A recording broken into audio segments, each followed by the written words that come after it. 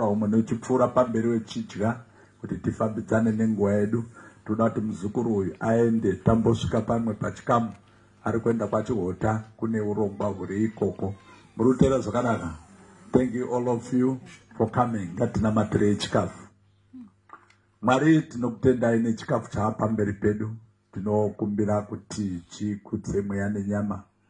Tinoziva kuti munguva yechikafu ndo munosimuka Satani.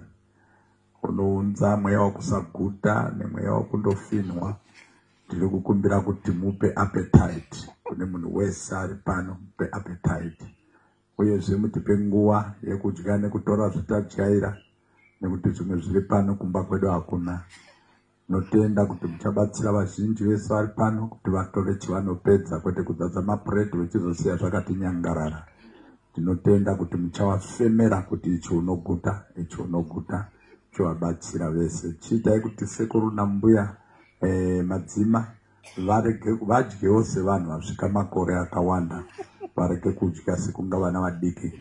Vaitei kuti vadye vachiziva zera revari kuti handire kudyisa maningi. Tinokutendai kuti vakomborerei nekuvapa utano. Muzita raJesu Kristu tenzi wedu. Amen.